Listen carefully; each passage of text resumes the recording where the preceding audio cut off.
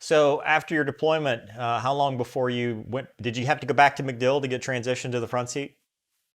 Oh, I did not so fast. I didn't get into the front right straight out of there. Oh, I go on. Sorry. I asked, I begged, I pleaded. I said, I want to go back for a second tour in Southeast Asia. I want to upgrade and go back in the front seat. I don't have any kids yet, but I'll give you my first one if you'll let me upgrade and go back. And he said, no. We've got a Cold War in Europe, and you're going to have to go to Spain. Oh. And I said, where am I going to go to upgrade before I go to Spain? No, not yet. Not so fast, big fella. You're going to go to Spain in the back seat. Ooh. Along with, once again, when I first got to Spain, everybody in the back seat was a pilot. Mm-hmm. Fortunately, that didn't last too long, and I upgraded to the front seat fairly quickly after that. Was it a pretty easy upgrade once you finally did it, since you've been flying in the back seat for so long? I suppose relatively, because I knew the systems and all that, but then again, I'd never been in the pointy end, and that was a step up. But it was a lot easier than it would have been, obviously, if I'd right out of something else and into the airplane. So I went back to MacDill for that, and I upgraded, and then back to Spain, back to Torrejon. What was it like flying the F-4? Oh, the F-4 was the F-4 was all, I don't know. Guys are flying airplanes today probably wouldn't appreciate that, but for us, it was all power and speed and noise and versatility, I think, is the biggest thing. She did everything. Conventional nuke, air-to-air. The F-4 did everything and did everything very, very well. So the best thing about flying the F-4, I guess, is you certainly never got bored. There was always something going on. You were always doing something different. I mean, I went from the Southeast Asia scenario, conventional weapons, to nuke alert out of Spain, which we did in Turkey. We went to Turkey 1 month out of every 3, and we sat nuke alert at Innsbruck. So, there was that facet of it. And when you weren't sitting alert in Turkey, you were flying air to air in Turkey. So, wow. What was it like flying air to air with it? I mean, was it relatively docile, or was it pretty much a sled? It's a beast. It's a beast. And, but what we weren't doing, and you'll appreciate this now that you're addressing, what we weren't doing very much, or very well, is dissimilar. Mm-hmm. We were always out flying against other F4s, and it gave you shouting rights at the bar if you were winning your engagements, because obviously you must have been the better pilot flying the same airplane as the other guy. But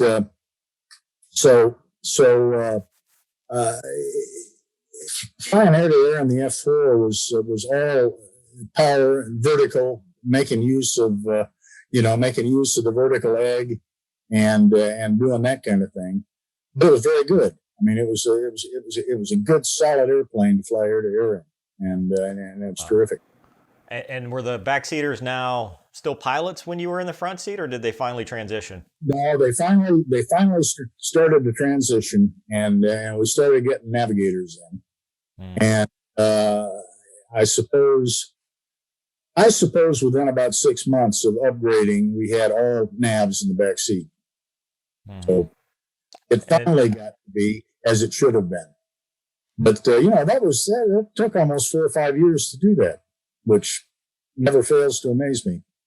So how'd you like the nuclear mission? Well, never flew it, obviously. But, right. But training for it. It was different. It was not nearly as exciting, as stimulating, except for the fact that you had to use your head a little bit more in that, because we were putting together mission profiles, and those mission profiles is what we were going to go to war with, and you knew those like the back of your hand. You could recite them in your sleep. They do certifications 2 or 3 times a year, where you'd have to go up and tend that in front of the wing king and the DO and people like that, and Wow. they recite your mission profile. Wow. They were always the same because we were always going to the same targets out of Incirlik at the same time. That never changed. The nuclear war relied much more on technology, radar bombing, loft bombing, that kind of thing, rather than rolling in and sticking your nose at the ground and plunking it off. So it was different. I didn't like it quite as much as the conventional road. Did you fly a lot of low levels when you were in Europe? Like, Yeah. What's the lowest you went in the F4? We could get out 250 feet, I think we were allowed to do. Wow. Hauling the mail too, I bet. Yeah. Well, at that speed, that's, it's just a blur. And with an airplane as big as the F4, it doesn't turn that well at low altitude. It was pretty easy to get lost. It was the INS was not the greatest. You'd come back, it would be 2 or 3 miles off. One hell of a lot better than the one we had in the A-10 when we first got started, which was absolutely zero. Oh, I can't wait to hear about the A-10. But the F4, I want to dig into the F4 because we don't hear a lot about it. But so in Spain, was Spain your last tour in the F4 before you moved on to the A-10? Or No. I spent 4 years in Spain. Then I got orders back to Homestead as an F4 IP. Went to IP school out at Luke and learned how to brief guys and stuff like that. Went back to Homestead. Hated the humidity. Didn't like the area very much. There was a lot about it that I thought was not that great. Wow. The good news is I didn't spend a lot of time there because shortly after I got to Homestead, the opportunity came up to compete to go to the weapons school. Nice. And that I did, and that I won, and ended up going to the Frick at Nellis in 75 CID was my class out there. Yeah. What was the competition like? What did that entail? Well, the competition for that was the powers that be came down, and they would say to the wing commander, we have 8 aircraft commander slots at the weapons school coming up in 6 months. And you guys at Homestead and you guys at Luke and you guys all need to put your heads together and come up with your nominee. And then we'll take all the nominees, and we who know no better up here will go through the records and figure out who gets the plum. Yeah. So the competition was all done by basically records, gunnery scores, that kind of thing. And funny story, my boss there, a guy named Dick Fisher, he was a squadron commander, and my ops officer, a fellow named Duke Terry, and you can picture him. He was 6'4", 230 pounds, big dude. Big guy. But these guys, they had narrowed it down to myself and a guy in one of the other squadrons, the 309th, I think. And they sorted it out by going to the Wing King's office with a crate of beer and staying with the other guys' bosses over, records and this and that and the other. What kind of guy is he, and this and that and the other. And I ended up getting the nod. And Duke, the big guy, called me at home and he said, you're going to love Las Vegas, but you're not going to have a whole lot of time to enjoy it. So I went in the next day, and the two of them were talking, and I said, well, guys, which of my many amazing qualities won me this job? And Dick Fisher, the squadron commander, said, you're old. I'm old. I said, I haven't hit 30 yet. Oh, And he wow. laughed. He said, the cutoff for weapons school is 7 years rated. Okay. After 7 years rated, you don't go. Yeah. The other guy is a couple of years behind you. And he said, we managed to sell the fact that you needed to go right now. So you're going because you're old. Wow. And I thought, hey, I'll take it any way I can get it. Yeah. That's how I got into weapons school. So weapon school was pretty relatively new at this point, right? I mean, it hadn't been around that many years. No, not that many. The 414th at the time it was just the F4 school, 414th Fighter Weapons Squadron. It had been, I suppose, it had been around 5 or 6 years, but certainly no more than that. Yeah. And man, it was tough. That was the hardest I ever worked in my life. 6 months worth, but what a program! I mean, what a program. Well, what was it like? Just long days, a lot of mission planning. Was it the same general format, dogfighting, going on to dropping bombs to large force employment? Or Yeah. It was a stair step approach. Some very heavy duty academics.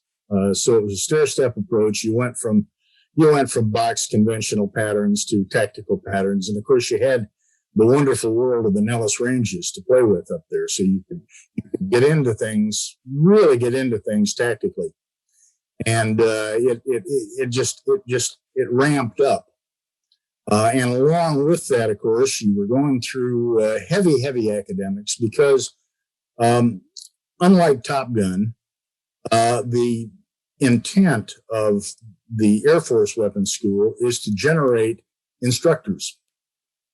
It's to generate guys who will go back out to the field and who will be the go-to guy for virtually anything that has to do with weapons and tactics. So that's art, that's tactics, that's, the threat, you name it. The guy with that patch on his shoulder is the guy that you go to for that. So it's a lengthy course. It's a tough course. The academics were a bitch. The flying was tremendous, but you were always under pressure. I mean, you could never really lay back and enjoy it because it was so tough. But I have to tell you one quick story. Probably the most telling experience of my career happened while I was out at weapons school, and we were in the academic phase where we were learning about bad guys' equipment. We were learning about Soviet equipment. And we were flying the beginning of the tactical phase. So we were doing, tactical stuff with aggressors. We had, aggressors at the time. And we had just completed a real long day of academics. And the boss called a meeting, a 6 o'clock meeting at the squadron. Oof. His name was Larry Keith. He was a good guy. He was the ops officer, he was major. And he called a meeting at the squadron. And of course, we all showed up at the squadron. Everybody's moaning and whining. It's come on, long day. It's time to go have a beer. It's time to go home. But hey, boss called a meeting. There we are. We sat down and grumble, mumble. And he got up on the stage and he said, you guys for the last week, and he had 2 big pictures of a MiG-21 and a 17 behind him on the board. And he said, for the past week, you've been learning about these airplanes. He said, starting tomorrow, you'll fly against these airplanes. Really? We all did. That's exactly what we all did. Wow. And the jaws hit the floor. The bitching stopped. We said a word. And we thought, how can this be? Yeah. How can this be? And that's how Flick Class 75 CAD became a part of the Department of Defense program, Have Idea. Have Idea was a precursor to Constant Peg. But have idea was not structured. It was not limited. It was not one sortie and you're out of there. Have idea, we got to fly against 17s and 21s, 4 or 5 sorties each in a tactical scenario, tactical environment over the Nellis Ranges. And man, it was magical. It really, really was. Did you fly against both of them, both the 21 and the 17? Yeah. How did you do? Well, not bad. We had learned enough about them to know that energy management was the key, and it was going the vertical, and you can do this and do that. And we would take off, and they'd we'd take off on a normal tactics mission, and they'd bounce us, and you'd wrap it up. Rules of engagement at Nellis are like nowhere else on earth. You could wrap it up, and you just have a wonderful time. And then cherry on the cake, you'd fight them for a while, and when they ran out of gas, which wasn't wrong, then you'd join up on them, and they'd take you back to the box, the famed Area 51, and they'd take you down on final, and you'd sit there and look at them real close, and then you'd drop them off, and you'd go back to Nellis. Wow. Which was tougher, the 21 or the 17? They were just different. Yeah. I mean, the 17 turned a little bit better. The 21 obviously was quicker. The 21 was harder to see. But what they did for us and what they did for everybody is what the aggressors have done ever since, and that is give a taste of what an airplane with different wing loading, different performance, different visual characteristics, how you fight against an airplane like that. But the fact that they were real no shit MiGs. That is awesome. Who was flying? Yeah. Air Force guys, Navy guys. They'd been there for a long, long time, and we always wondered. They every morning out of Nellis, a 727 would take off and head up north, and in the afternoon, that 727 would come back and land again. It was the best kept secret I ever saw in the Air Force. Just it's been declassified since about 2006. But wow, secret I ever saw, because all these guys that show up in the club, they were all there on happy hour and this that. I never ever heard a single slip of the tongue or a simple, any kind of a slip. So that's awesome. The weapons school was broken down into sections. There was air to ground, there was air to air, there were nukes, there were all of these different sections. The classification of this was so strict that the guys that were in the air to ground world in the weapons school, I'm talking about the instructors. Yeah, I had no idea. They weren't read in. Wow. And the air guys were, and we were, of course, because we were doing it, but we couldn't talk to the air to ground instructors. Oh, can you imagine the friction? They handled it very well, I've got to say. I never saw a fist fight over it, but it had to be very, very tough. Wow. But what phase was this in? I mean, was this early on? It just happened. It was not early on. It was about 2/3 of the way through, but it just so happened that we were moving into the tactics phase, and Larry Keith had been working on this for months and months and months, and trying to sell them on including a weapons school class so that they could evaluate how basic crew dogs, albeit reasonably talented crew dogs, would handle this scenario. And he finally managed to sell it. But it just happened in the tactics phase where it was most useful. That was great. Who was your backseater while you were in the class? Was it someone that you went with, assigned, or was it just whoever was available? Another student? No, we had I'm see if I can remember how many. We had 10 or 11 front seaters and about 5 or 6 back seaters. And of course, a lot of the time, the frick instructors were in the pit. Oof. Yeah. Yeah, Oof. more about that later. But we had about 6 or 7 Air Force backseaters, and we had Navy Rio who was in the class. He was a good guy, and he was so delighted to get in an airplane that had a stick in the back. Yeah, yeah, And that's true. of course, most of us would let him fly it every now and then. If he was in your back seat, you let him fly it. But you always said, "Don't hit any of the other airplanes now." Oh, that used to piss him off. Like, Don't hit the other ones. Don't do it. Wow. he was a good guy, but no, they were selected same selection process as the front seaters. They were selected out of their performance and records and that kind of thing. So the back seaters that went to weapons school were pretty sharp cookies as well. That's awesome. That's awesome. But you flew with a different one every sortie?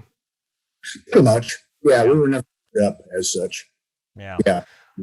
Wow. So weapons school, you graduated that, and then did you go Back to Homestead. back to Homestead Went and back to continue Homestead. instructing?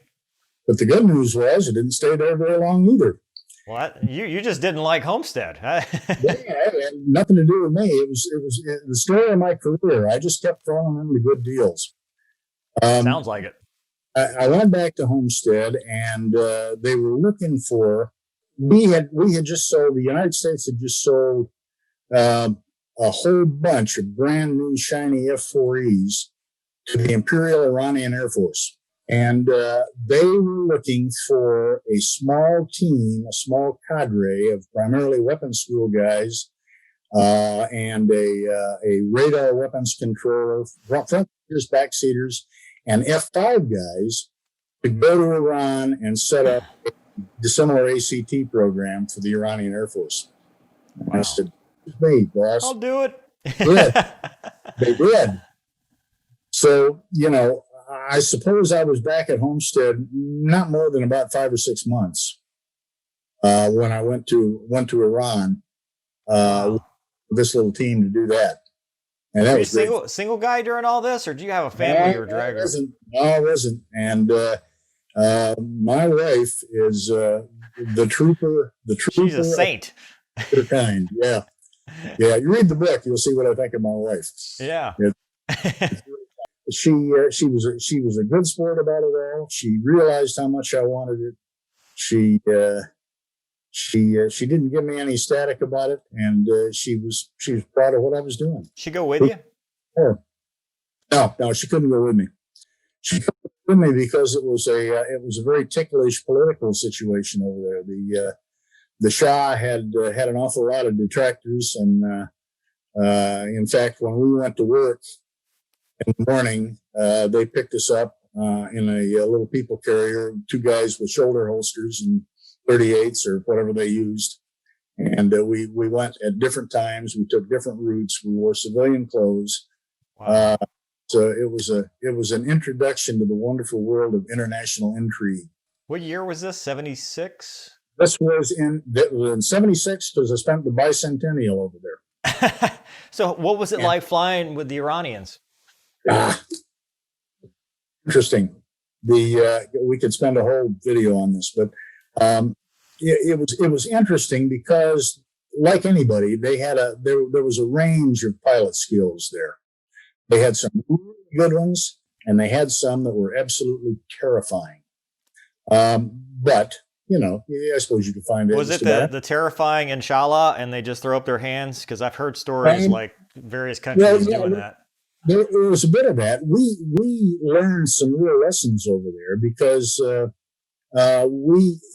though we went to a couple of schools that tried to teach us how to act in a Muslim country and what the culture was like and all the rest of it, we spent a lot of time learning things that they didn't teach us in school. We go out and fly with these guys, and for the first week or two, we treated them like fighter pilots. We went out, fly with them. If they did something stupid, we'd come back, we'd get down the debrief, and we'd say, "That was really dumb. Okay, Yeah. that was really stupid. How am I going to tell your widow about that? That was really dumb." And as soon as you did that, the guy would go, and he'd look out the window, and his learning was over. he had lost face. Ooh. He had him in front of his peers, and he had lost face, and he was through learning. He was going to look out the window, and when you were through, he was going to leave.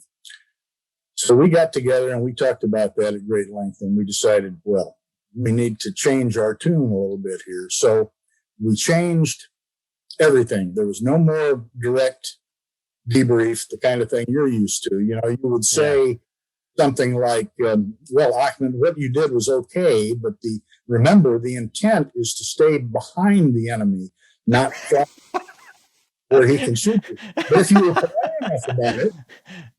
if you were polite enough about it, take it on. And, you know, whether he learned anything or not, I don't know. But at least he didn't get his panties his feelings hurt.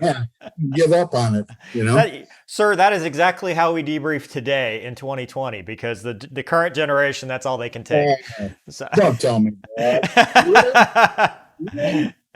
It's not, there's, wow. Oh, that's such a shame. That is funny. So, I mean, flying wise, what kind of flying did you do with them? Did you fly the F-4E, or did you get in the F-5, or?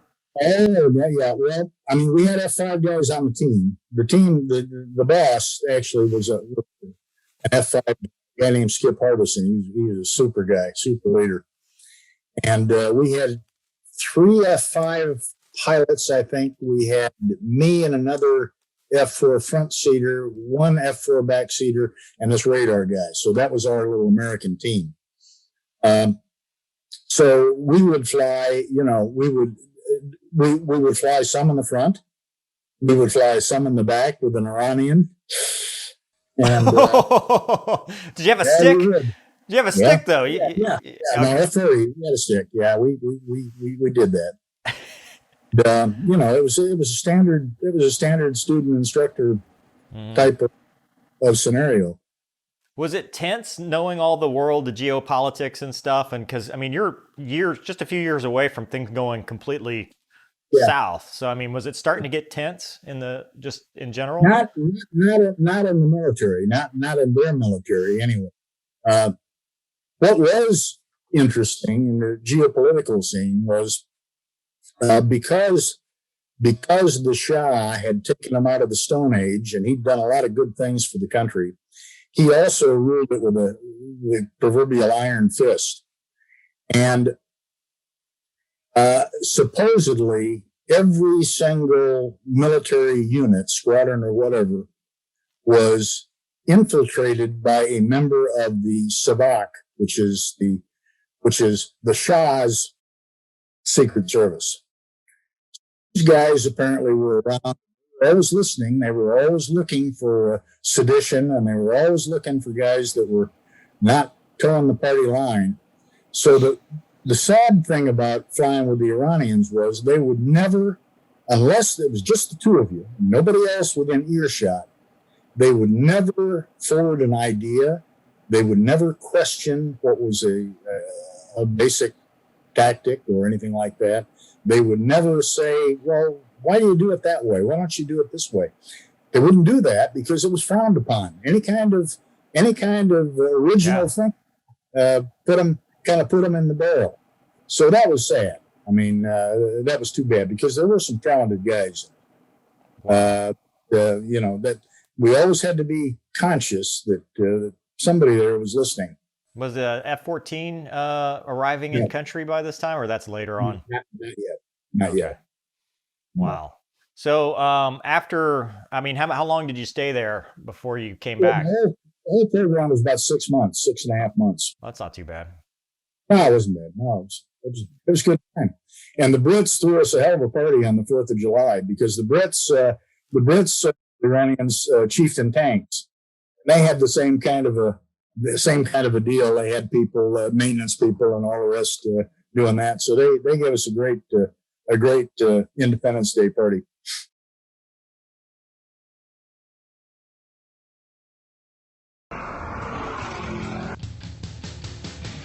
Excuse me. No. Oh! Meant a lot of that. God. Why is that an Air Force guy?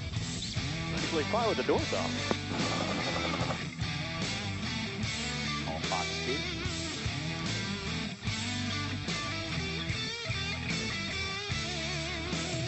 Don't be a douche. That's rule number one. Make them tell you no.